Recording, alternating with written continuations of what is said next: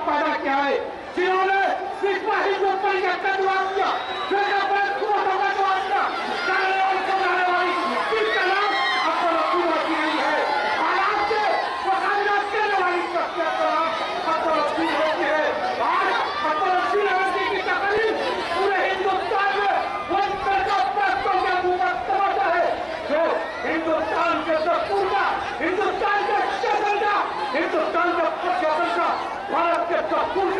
हिंदू मुस्लिम इतिहास का मजाक उड़ाते हैं, उनको जवाब देने वाली शख्सियत का नाम अकबरुद्दीन ओवैसी साहब है।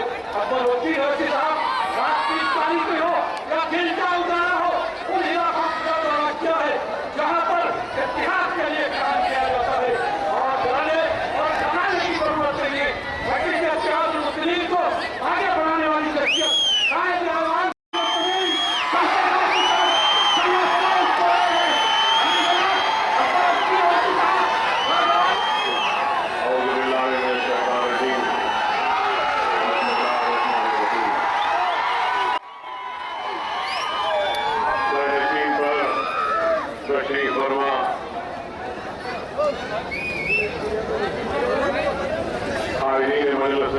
मुस्लिमीन, सुनने वाले बुजुर्गों, नौजवान साथियों और मेरी इज्जत-ए-आम पर्दानशीन माँ और बहनों, आज का जलसा हालात हाज़िरा के उन्वान से मुनाक़िद किया जा रहा है और मजलिस इत्तेहाद मुस्लिमीन इन जलसों के जरिए आपके दरमियान में आती है और हालात को आपके सामने रखती है। न सिर्फ हालात को रखती है बल्कि इन हालात का किस तरीके से मुकाबला किया जाए वो पॉलिसी और वो प्रोग्राम भी आपके सामने रखती है। मजलिस इत्तेहाद मुस्लिमीन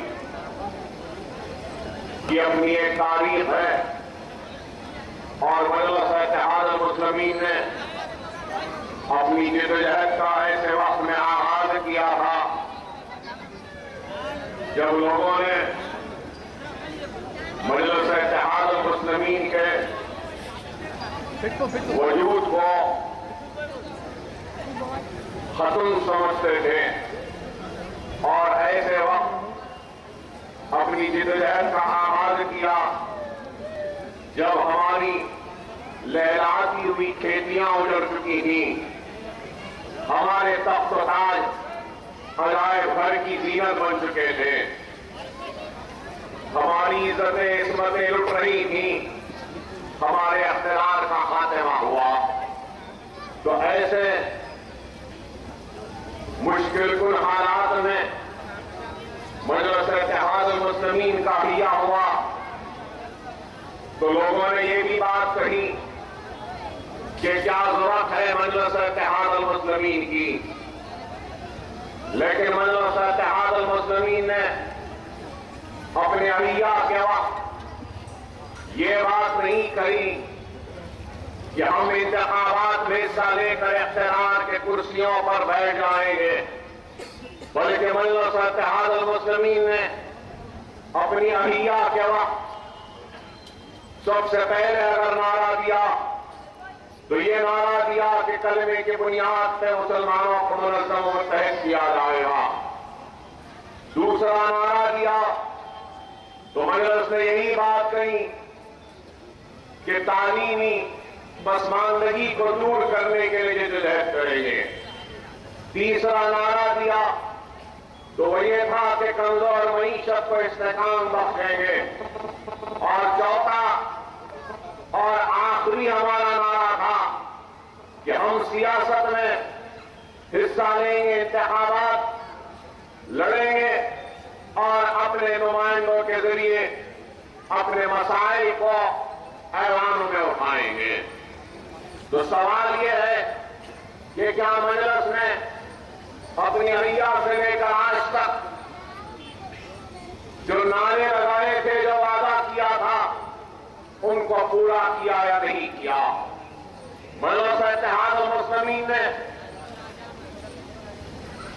जिंदगी के हर शोबों में काम किया, चाहे वो तालीम हो, चाहे वो सेहत हो, चाहे वो माशी मैदान हो, चाहे वो बुनियादी सहूलतों को मुहैया कराने की जिद्दोजहद हो, चाहे वो फिसादात में परेशान हाल मुसलमानों की मदद हो, चाहे वो बेकसूर लोगों की गिरफ्तारी हो, चाहे वो जलते हुए आशियाने हो, फिसादात में मायूस मुसलमान हो, हर मैदान में मजलिस इत्तेहादुल मुस्लिमीन ने आपकी खिदमत की, आपके मसाइल को उठाया, जिद्दोजहद की और नताइज की परवाह किए बगैर अपने कदमों को आगे बढ़ाती गई।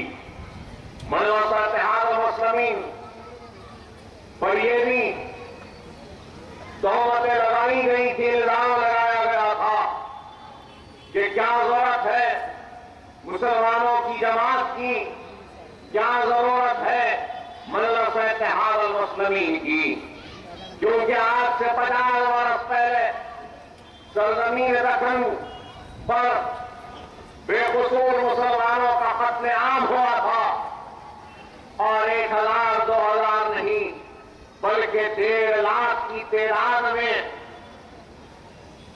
हम अपनी जानों को गंवाते। ऐसी तबाही और बर्बादी के बाद लोगों ने कहा कि क्या बस नहीं है कि तख्त लुट गया, ताज लुट गया, हुकूमत चली गई, महलात वीरान हो गए, लैलाती हुई खेतियां उजड़ गई, इस्मतें लुटी, आबरू लुटी, गले कटे, कुओं में पानी कम और खून है, और फिर ये लोग आज मजलिस को अहिया करने का इरादा रखते हैं। लेकिन हमने जो बात का एहसास किया था, महसूस किया था, आज से 50 वर्ष 55 वर्ष कबल कि हमको हमारी सियासी जमात के जरिए जिद्दोजहद करनी चाहिए, तो लोगों ने हमारी बातों पर खैफे मारे थे या हमारा मजाक उड़ाया था। लेकिन आज अगर मेरे शम्स की तरह ये बात खैर को कबूल करने पर और तस्लीम करने पर मजबूर होना पड़ा कि हमको हमारी जमात के जरिए जिद्दोजहद करनी होगी। आज जो आवाज हैदराबाद में आज से 50 वर्ष कबल पहले उठी थी कि हमारी अपनी जमात होनी चाहिए, हम अपनी जमात के जरिए जिद्दोजहद करेंगे, हम अपनी जमात के जरिए अपना हक लेंगे, हम अपनी जमात के जरिए हमारी नाइंसाफी पर आवाज उठाएंगे, हम अपनी जमात के जरिए हमारे हक को हासिल करेंगे। तो जो बात हमने उस वक्त कही, आज सारा हिंदुस्तान मजलिस इत्तेहादुल मुस्लिमीन की इस बात को तस्लीम करता है और हिंदुस्तान के हर गांव, हर करिया, हर जिले और हर शहर में बसने वाला मुसलमान ये बात कहता है और बार बार कहता है कि हाँ, हमारी अपनी जमात होनी चाहिए, हम अपनी जमात के जरिए जिद्दोजहद करेंगे। तो उनकी जबान और दिल से एक ही आवाज निकलती है कि हमारी जमात, अपनी जमात अगर कोई है तो वो मजलिस इत्तेहादुल मुस्लिमीन है। मजलिस इत्तेहाद मुस्लिमीन सिर्फ हैदराबाद की जमात नहीं रही।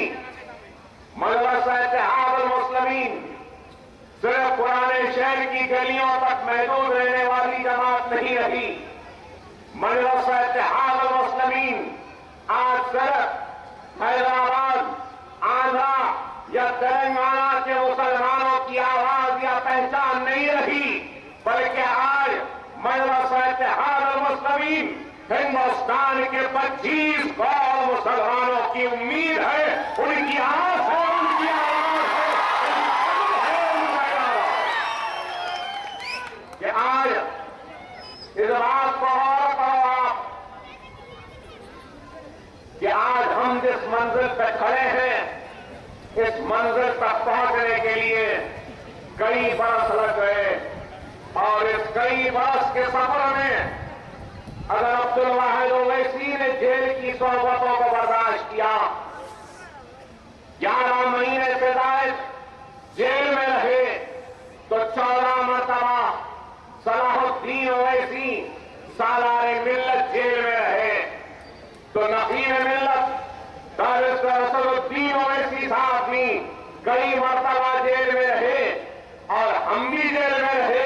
अहमद पाशा कादरी साहब भी बेशुमार मरतबा जेल में रहे, हैदराबाद की जेलों में रहे, तो कभी बीदर की जेलों में रहे, कभी विशाखापट्टनम की जेल में रहे, कभी राजमंड्री की जेल में रहे, कभी आदिलाबाद की जेल में रहे, कभी मुशीराबाद और चंचलगुड़े की जेल में रहे। अरे मंजिल मकसूद ऐसे ही नहीं मिलती, जिद्दोजहद के बाद मिलती है, कुर्बानियों के बाद मिलती है। हमने जेल की सोहबतों को बर्दाश्त किया, लेकिन इख्तियार के सामने कभी अपनी गर्दनों को नहीं झुकाया। हमने जेलों में सलाखों के पीछे रहना गवारा किया, लेकिन मुसलमानों को कमजोर होता हुआ हमने कभी उनको देखा नहीं, न उनको होने दिया, बल्कि उनके अज़्म को जेल की सोहबतों को बर्दाश्त करते हुए बढ़ाया, तो उनके इरादों को जेल की सलाखों से ज्यादा मजबूत किया। ये अज़्म था, ये इरादा था, मजलिस इत्तेहाद मुस्लिमीन की क़यादत था।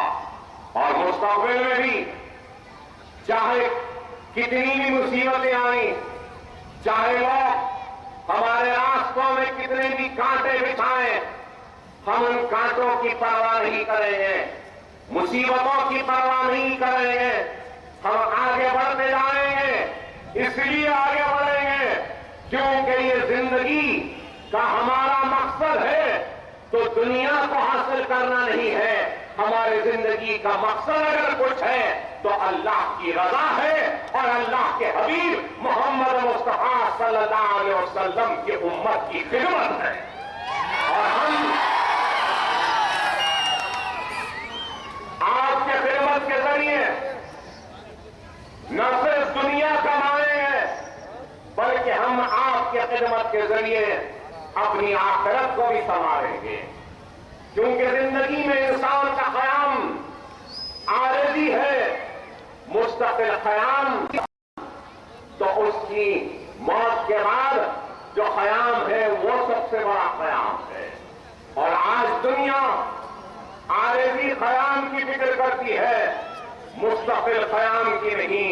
अरे हमको हमारे खिदमत का अजर दुनिया दे या न दे, हम इसकी परवाह नहीं करते। हम ये सोचकर काम करते हैं कि दुनिया में अगर मिले या न मिले, अल्लाह हमको हमारे खिदमत का अजर हमारी आखिरत में देगा, हमारा खातिमा खैर पर करेगा, हमको खबर के अज़ाब से महफूज रखेगा।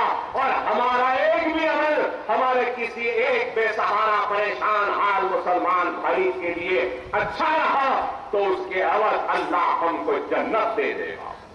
ये सोचकर हम काम करते हैं और यही मकसद है हमारी जिंदगी का, हमारे हयात का। मजलिस इत्तेहाद मुस्लिमीन आज सारे हिंदुस्तान में जानी जाती है, पहचानी जाती है।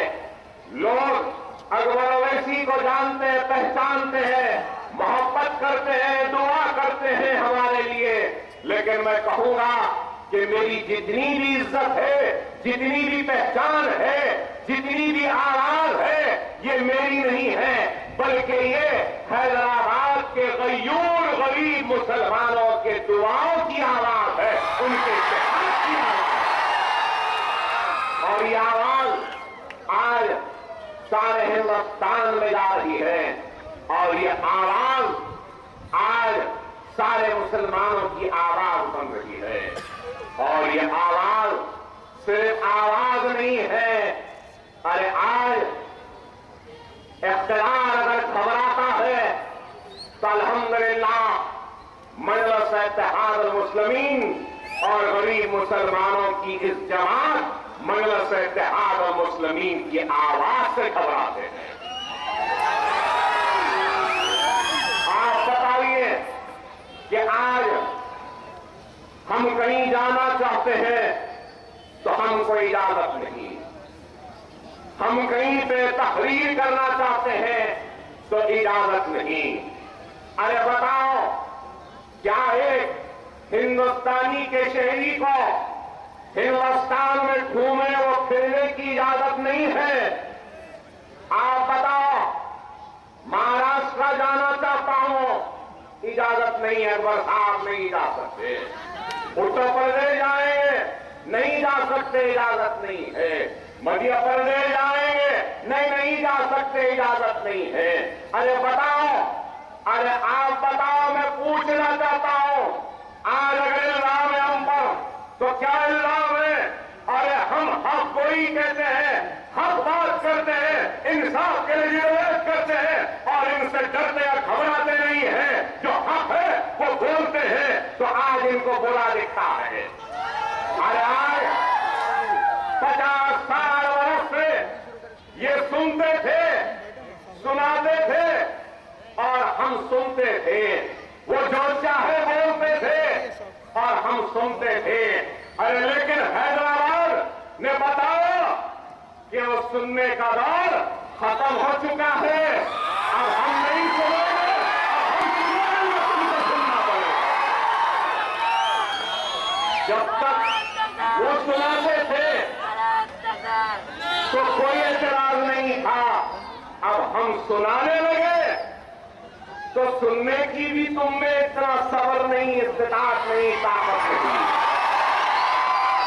अरे 60 वर्ष हम सुनते रहे, एक मर्तबा तुम सुने तो इतने परेशान। अगर कोई समझता है कि हिंदुस्तान का मुसलमान गूंगा है तो वह अहमकों की दुनिया में रहता है। हम गूंगे नहीं हैं, हम भी हलफ में जवाब रखते हैं और हमको भी जवाब देना होता है। और यही बात इनको बुरी दिखती है, कोई नहीं देता इनको जवाब, लेकिन मजलिस देती है, इसलिए मजलिस बुरी है। कोई इनको पलट कर जवाब नहीं दे सकता, लेकिन मजलिस देती है, इसलिए मजलिस को इजाजत नहीं है। अरे हम सिर्फ तहरीर करते हैं, लेकिन लोग जो अपने हाथों से बेगुनाह मुसलमानों के और बेगुनाह हिंदुस्तानी मुसलमानों के आशियानों को, घरों को जलाए, वो दरिंदे आज इख्तिलार के कुर्सियों पर बैठे हुए हैं और इख्तिलार के मजे लूट रहे हैं।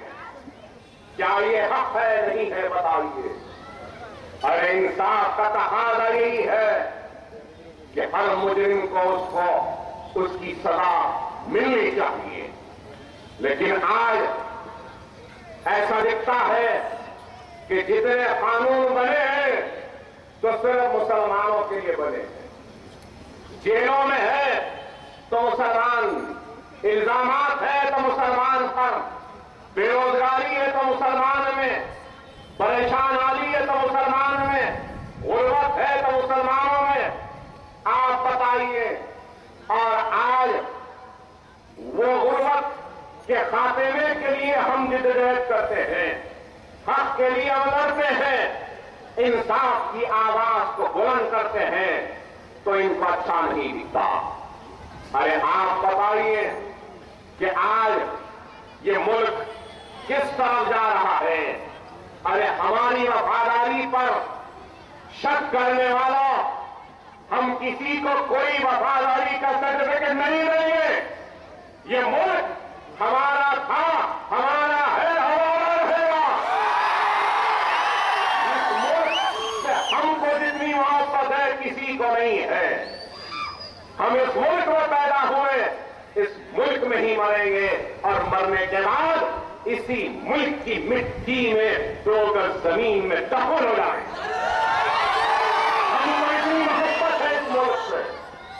लेकिन आज हमारी वफादारी पर उंगलियां उठाने वालों, हमारा तुमसे सवाल है कि बताओ, आज सबसे बड़ा अगर इस मुल्क को अगर किसी बात से, किसी चीज से खतरा है तो बीजेपी, संघ परिवार, आरएसएस के सोच से है, उनके इरादों से है, उनके मंसूबों से है, उनकी आवाजों से है।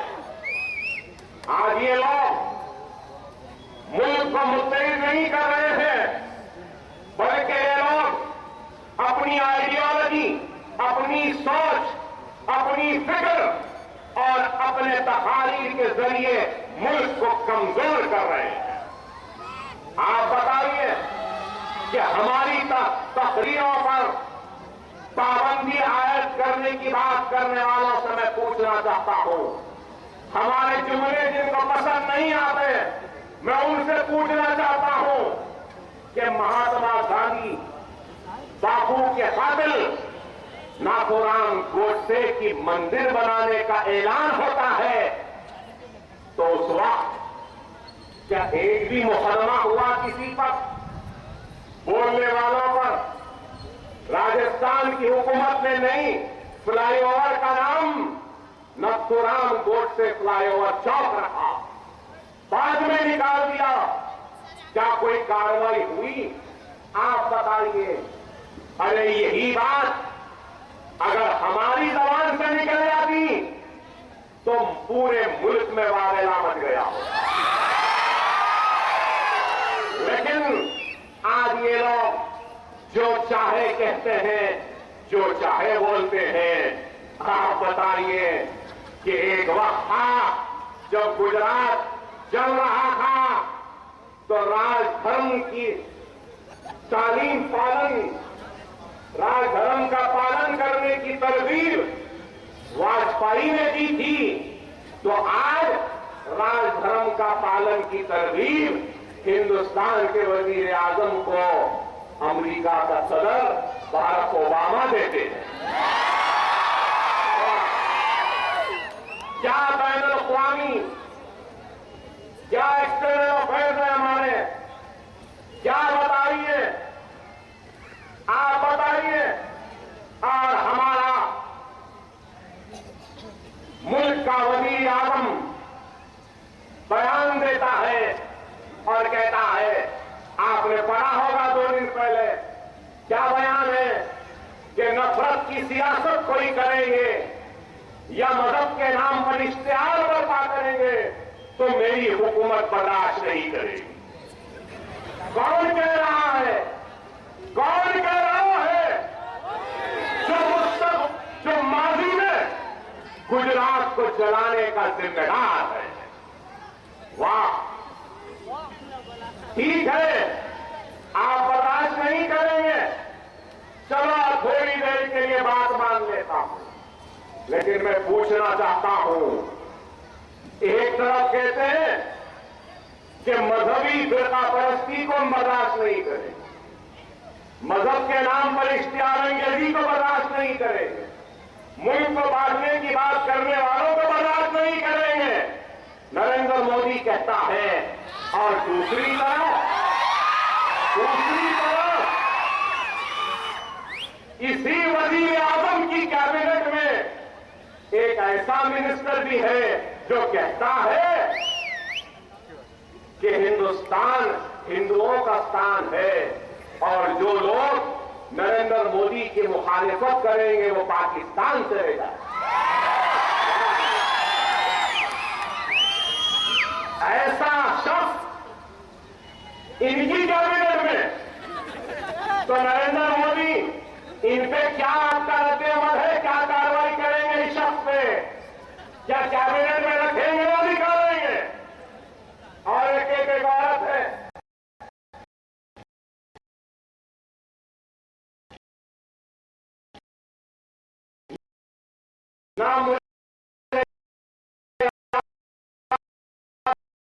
नहीं।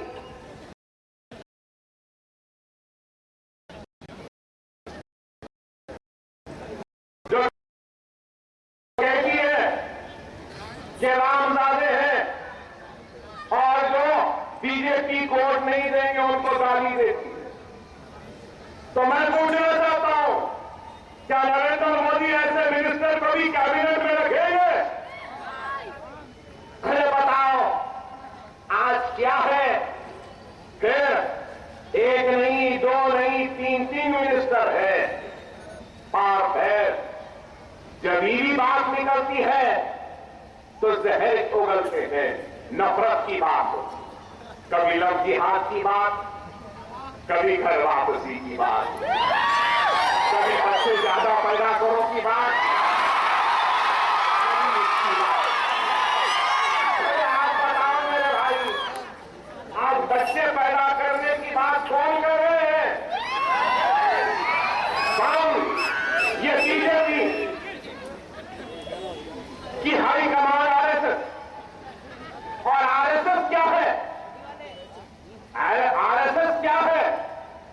आरएसएस के जितने लोग रहते हैं उनकी सबसे बड़ी आइडियोलॉजी, सबसे बड़ी फिक्र में यह बात है कि हमको हिंदू समाज के लिए इतना काम करना है, बहुत काम करना है, तो लिहाजा जिम्मेदार आदमी शादी नहीं करेगा।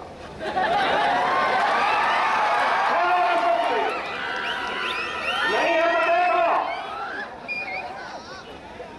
आज मुझे नाम यही याद नहीं आते, ये लोगों के नाम अजीब रहते हैं।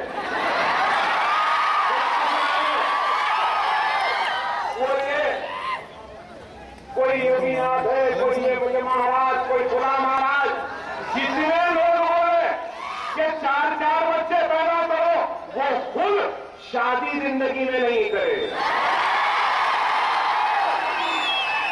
अरे आप खुद शादी करके घर नहीं बसाते, बच्चे पैदा नहीं करते, और दूसरों को बोल रहे 4 बच्चे पैदा।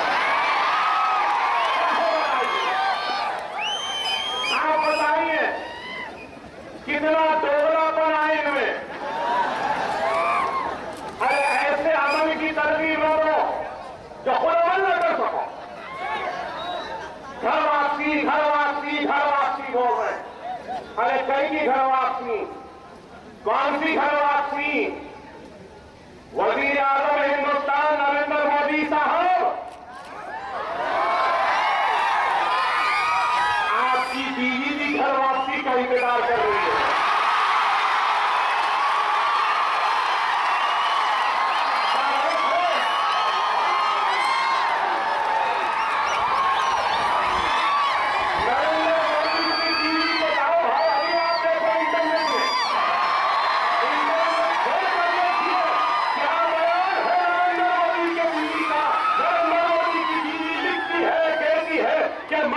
उम्मीद कर रही थी कि ओबामा अपने बीवी के साथ आए हैं, नरेंद्र मोदी मुझे भी बुलाएंगे, अपने साथ रखेंगे, मिलाएंगे, लेकिन ऐसा नहीं किया।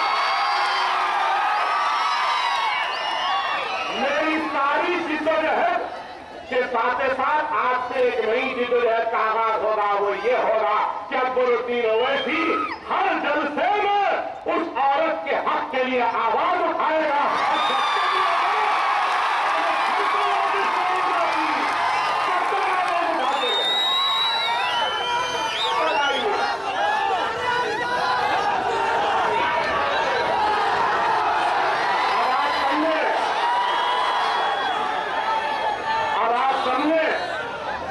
क्यों हमको रोक रहे हैं? इस वास्ते रोक रहे हैं, इसको हैदराबाद में रोक दो, नहीं तो गुजरात से ये मजलिस वाले नरेंद्र मोदी के बीवी को वापस पहुंचाएंगे। इस वजह से रोकते। अरे आज आप और करिए, जिसको जो चाहे कह रहे हैं, कोई जबान को रोक नहीं है, लेकिन हम कुछ थोड़ा बहुत कहते हैं तो बुरा दिखता। औरतों के हुकूक बोल रहे, क्या बोल रहे? बेटी लाओ बहू बचाओ। बहुत अच्छा है, बेटी लाना है, हम भी करेंगे, बहू को बचाना है। मगर मोदी के बीवी को घर वापसी कब मिलेगी? आज आप बताइए कि आज स्वच्छ भारत की बात करते हैं। भारत हिंदुस्तान के हर बड़े बड़े आदमी के हाथ में क्या देख रहे थे थोड़े दिन पहले? खाने का पत्ता है, साफ करो। कचरा नहीं है तो भी डाल के साफ करो। गंदगी नहीं है तो भी गंदगी साफ करो। सब कर रहे थे। अरे हिंदुस्तान को साफ करने की, स्वच्छ भारत की बात करने वाला, हिंदुस्तान अच्छा है, बहुत अच्छा है, बहुत साफ है, बहुत सुथरा है। और हिंदुस्तान में सबसे बड़ी गंदगी अगर कुछ है तो वो बीजेपी है, संघ परिवार है।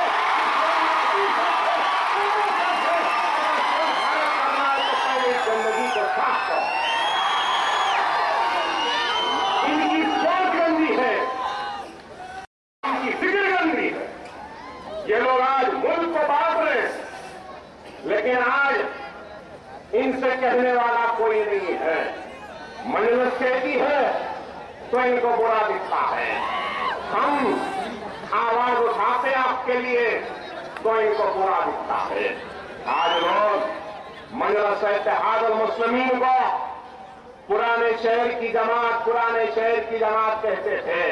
अरे आज मजलिस इत्तेहादुल मुस्लिमीन सारे हिंदुस्तान की जमात है। आज लोग पूछते थे, हमसे सवाल करते थे कि सिर्फ पुराने शहर में जीतते हैं। और नहीं, हमने बता दिया कि हम पुराने शहर में नहीं, हिंदुस्तान की वो जादू नगरी मुंबई में भी हम जीत सकते हैं। हमने बता दिया औरंगाबाद को भी जीतकर। लोग कह रहे थे ये कहां से जीतेंगे, दीवाने हैं। अरे याद रखो, सालार कहते थे कि मंजिल मकसूद दीवाने को जुनूनी को ही मिलती है। और हम दीवाने हैं, जुनूनी है, जब तक अपनी मंजिल को हासिल न कर ले उस वक्त तक खामोश नहीं रहते। और आज हमारी मंजिल हिंदुस्तान के सारे गरीब, नजरअंदाज, पसमानदा, कमजोर आवाम है। और मजलिस इत्तेहादुल मुस्लिमीन आज एक नई सोच के साथ आगे बढ़ रही है, जो दलित और मुस्लिम इत्तेहाद का नारा देकर आगे बढ़ रही है। आज दलित लोग हमसे जुड़ रहे हैं, हमारे साथ आ रहे थे। और वो दलित लोग जिनके साथ बरसा बरस से नाइंसाफी हुई है, उस दलित समाज को जोड़ेंगे। और हम मुसलमान, दलित और मुसलमान इस मुल्क के मुस्तकबिल का मालिक होगा। ठीक है, वक्त लगेगा, लेकिन एक इरादा, एक मंसूबा लेकर तो हम आगे बढ़े। और आज हम ये मंसूबा, इरादा लेकर आगे बढ़ रहे हैं। और आज महाराष्ट्र की असेंबली में हमारी आवाज है। इंशाअल्लाह दुनिया देखेगी, मुस्तकबिल में उत्तर प्रदेश में भी मजलिस इत्तेहादुल मुस्लिमीन की आवाज हो। इंशाअल्लाह दुनिया देखेगी कि कर्नाटक में भी इंशाअल्लाह ताला मजलिस की आवाज होगी। इंशाअल्लाह दुनिया देखेगी तमिलनाडु और बिहार में भी मजलिस की आवाज होगी। हम जाएंगे और इंशाअल्लाह ताला एक नए अज़्म को, नए इरादों को पैदा करेंगे। और हर उस मायूस हिंदुस्तानी का हाथ थामेंगे और इस मुल्क की जो सबसे बड़ी ताकत है सेकुलरिज्म, इस सेकुलरिज्म की हिफाजत करेंगे और इस सेकुलरिज्म को कायम रखते हुए आगे बढ़ते हुए जमहूरी व दस्तूरी जिद्दोजहद को करें। मैं नौजवानों से भी कहूंगा कि मजलिस जमहूरी व दस्तूरी जिद्दोजहद में यकीन रखती है। आप भी जमहूरी व दस्तूरी जिद्दोजहद करें, दूसरी जिद्दोजहद न करें। आज वक्त का तकाजा है कि हम एक हो जाएं। अगर आज हम एक नहीं होंगे, अपनी सफों में इत्तेहाद को नहीं पैदा करेंगे, तो याद रखिए आज मुल्क जिन हालात से गुजर रहा है, इन हालात में सबसे ज्यादा अगर नुकसान होगा तो वो हमारा होगा। आज हमको इस बात को महसूस करना होगा कि हमारे इत्तेहाद में हमारी ताकत है। अगर हमारी सफों में इत्तेहाद नहीं होगा और इंतशार होगा तो फिर तबाही और बर्बादी हमारा दामन थाम लेगी। आज आप माने या ना माने, एक आवाज तो मजलिस है ना आपकी। मेरे भाई, आज कई लोग हैं जहां पे जुल्म होता है, कोई पुरसाने हाल नहीं। मैं मुंबई गया था आज से 10 दिन पहले। मुंबई में गुजरात कच्छ के इलाके से बच्चे आकर मिले मुझसे और बोले कि भाई हम कच्छ से आए हैं, भाग कर आए हैं, पुलिस वालों ने इतना जुल्म किया, हमारे घरों को बाल शरपसंद इश्तियार अंगेज फिरकापरस्त लोगों ने जला दिया और पुलिस हमारी मदद करने के बजाय हम पे मुकदमा डालती है। हम भागते भागते आए हैं आपसे मिलने के लिए मुंबई को। अरे आज आप गौर करो मेरे भाई, गुजरात हो, राजस्थान हो, मध्य प्रदेश हो, उत्तर प्रदेश हो, हम रहते हैं, बसते हैं, लेकिन हमारी सफों में इश्तिहाद नहीं है। उसकी वजह है कि हमारी आवाज नहीं, उसकी वजह है कि हमारी ताकत नहीं, उसकी वजह है कि हमारे ऊपर होने वाली नाइंसाफियों पर जिद्दोजहद करने वाले कोई नहीं। आज आप गौर करें, अगर आज हम लापरवाह रहेंगे तो फिर हम हालात का मुकाबला नहीं कर सकते। मेरे भाई, मसाइल अपनी जगह है, बुनियादी सहूलतों के मुतालिबे अपनी जगह है, लेकिन याद रखो हमारा इत्तेहाद उससे ज्यादा अहम है। अगर हमारी सफों में इंतशार आएगा तो दुश्मन ताकतवर होगा। अरे आज मैं यहां आपके दरमियान में हूं, अगर मैं तन्हा खड़े रह जाऊं तो मेरी कोई हैसियत नहीं, मेरी कोई ताकत नहीं, मेरी कोई कुव्वत नहीं। अगर आज दिल्ली से लेकर गुजरात हो या गुजरात से लेकर उत्तर प्रदेश हो या उत्तर प्रदेश से तमिलनाडु हो, मध्य प्रदेश हो, अगर अकबर ओवैसी या असदुद्दीन ओवैसी से डरता है तो क्यों डरता है? इसलिए कि असदुद्दीन और अकबरुद्दीन ओवैसी के साथ आपका इत्तेहाद है, आपकी दुआएं हैं। अगर आप नहीं तो हम भी कुछ नहीं, हमारी भी कोई ताकत नहीं। और अगर हम आपकी इत्तेहाद, आपकी ताकत, आपके दुआओं के बावजूद अगर खामोश रहते हैं तो फिर वह आपके इत्तेहाद की तौहीन है। हमने कभी भी अगलियार के सामने या इख्तियार के सामने अपनी गर्दनों को नहीं झुकाया। मजलिस इत्तेहाद मुस्लिमीन का सर सिर्फ अल्लाह के सामने झुकता है, दुनिया के किसी के ताकत के सामने कभी हरगिज़ व क़तई नहीं झुकेगा। ये सर कटने तैयार है लेकिन झुकने तैयार नहीं। इज्जत हो, जिल्लत हो, शोहरत हो, दौलत हो, मौत हो, हयात हो, ये सब कुछ रब्बुल आलमीन अल्लाह के पास और किसी के पास नहीं। अल्लाह से डरो, अपने रूठे हुए अल्लाह को मनाओ।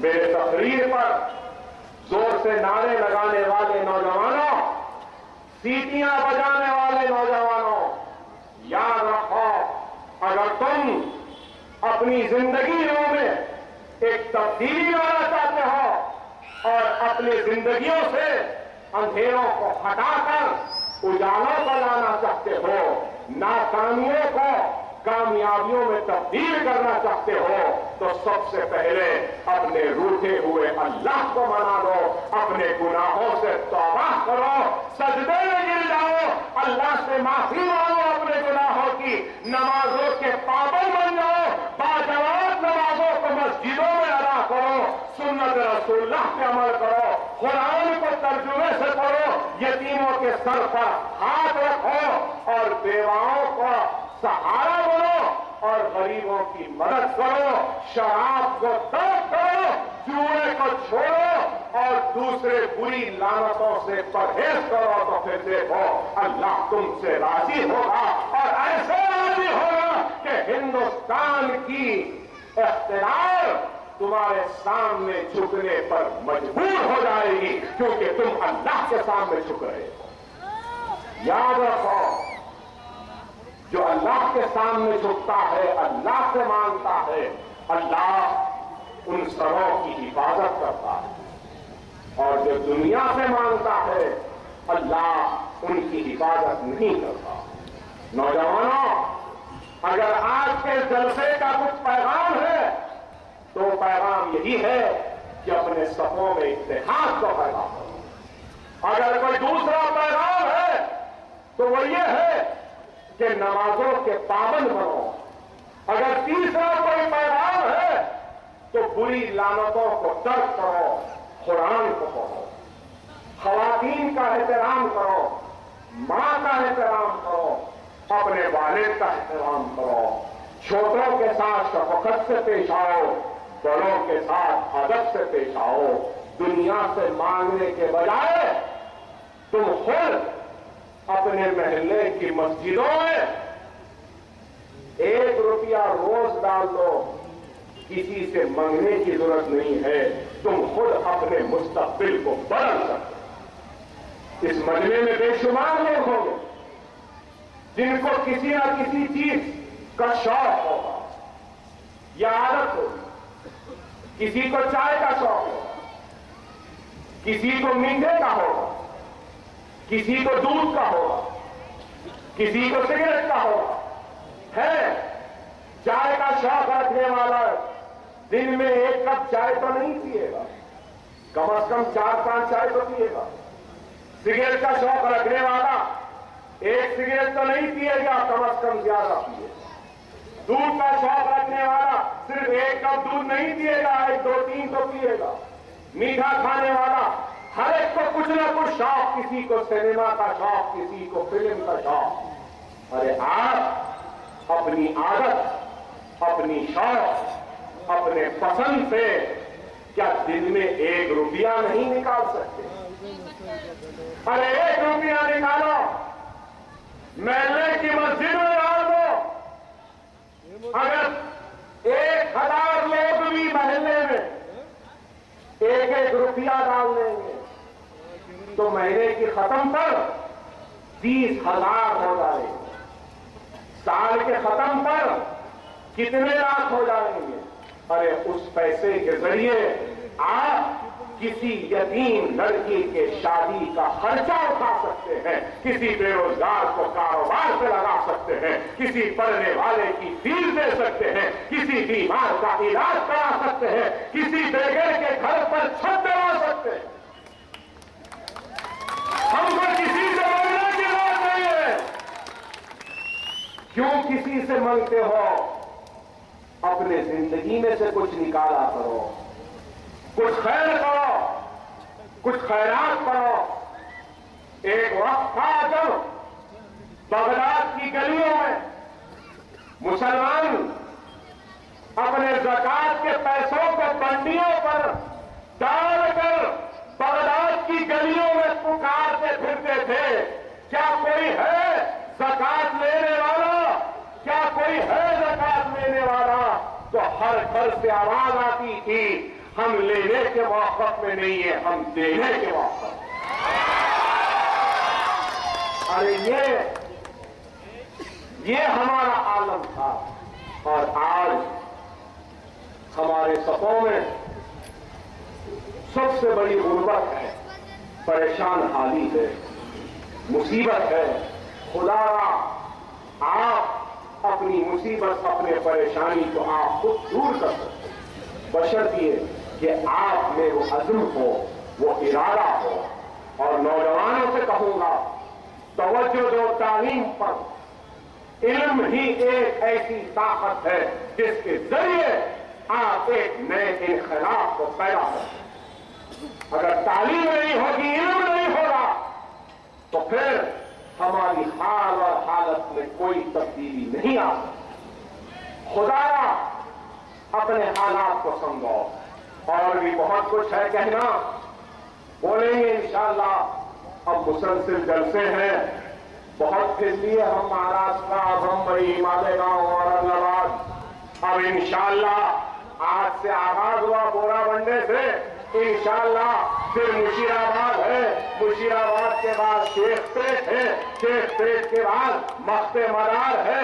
बहरहाल अब हफ्ते में 2-3 जलसे हैदराबाद में भी होंगे और हम सारी बातों को रखेंगे। हम सिर्फ मुसलमानों की आवाज नहीं बनते, मुसलमानों की आवाज बेशक बनते हैं, इसलिए कि सबसे पिछड़ा हुआ मुसलमान है, कमजोर मुसलमान है, पीछे मुसलमान है। और मुसलमान के साथ हम दलितों के लिए भी आवाज उठाते हैं।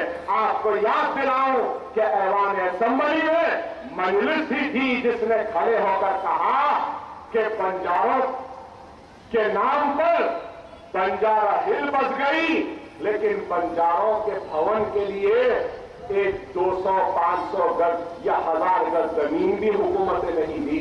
अरे हमारा मुतालबा था, हमारी आवाज थी कि बंजारा भवन के लिए जमीन दी गई, पैसा दिया गया हुकूमत की जानिब से, तो वो मजलिस की आवाज पर हुआ। आज अल्हम्दुलिल्लाह मजलिस काम कर रही है। बहरहाल जिन लोगों ने जिद्दोजहद करके तेलंगाना को हासिल किया, आज वो लोग देख रहे हैं कि ये तेलंगाना क्या हमारी उम्मीदों पे पूरा उतरेगा, क्या ये तेलंगाना हमारी ख्वाहिशात को पूरा करेगा। देख रहे हैं क्या ये तेलंगाना हमारी बेरोजगारी को दूर करेगा, क्या ये तेलंगाना हमारे में तब्दीली लाएगा, क्या ये तेलंगाना जो आज 8-8, 6-6 घंटे लाइन बंद हो रही है, क्या वो सिलसिला खत्म होगा। आज लोग देख रहे हैं क्या तेलंगाना क्या हमको पानी पिलाएगा या नहीं। बहरहाल वक्त आएगा, सामने है, पता चल जाएगा कि कौन क्या करेगा, क्या देगा और कितना करेगा, ये तो वक्त ही बताएगा। लेकिन मजलिस आपकी जमात है, आपके मसाइल के लिए जिद्दोजहद करती आई है और करती रहेगी। आपसे यही कहते हुए रुखसत हो जाऊं कि जुबली हिल्स के इलेक्शन में आपने नवीन यादव साहब के लिए जो मेहनत की है, कोशिश की है, इसके लिए मैं अपने तहे दिल से आपका ममनून हूं, आपका मशकूर हूं, एहसानमंद हूं। हार और जीत तो अल्लाह के हाथ है। हमने मेहनत की, आपने मेहनत की और मैं सारे लोगों की मेहनत को सलाम करता हूं कि आपकी मेहनत की, कि उस मेहनत की वजह से सारे लोग परेशान थे। खैर थोड़ी बहुत कमियां थी, हमने रह गई हैं, हमको मालूम है वो क्या कमियां थी, लेकिन मुखालिफीन मजलिस होशियार, आज तुम हो, लेकिन कल और मुस्तकबिल हमारा है और ये जुबली हिल्स की निश्चित पर हमारा कब्जा होगा इंशाअल्लाह ताला। नवीन यादव साहब का, हमारे श्री सरन यादव साहब का, हमारे भानुवती कॉर्पोरेटर साहिबा का, यादव साहब का और जितने सारे हमारे लोग हैं, जानी मियां साहब और दूसरे लोगों का, सबका जिन्होंने काम किया, उन सबका ममनून हूं, मशकूर हूं कि आप इस नतीजे से मायूस नहीं होना। इसलिए क्योंकि रसूलुल्लाह सल्लल्लाहु अलैहि वसल्लम हदीस शरीफ में इरशाद फरमाते हैं कि मायूसी कुफ्र की निशानी। हम मायूस नहीं होंगे, मायूस नहीं है। लोग जीत कर भी हार जाते हैं, हम हार कर भी जीत चुके हैं। इंशाअल्लाह फिर मुलाकात होगी।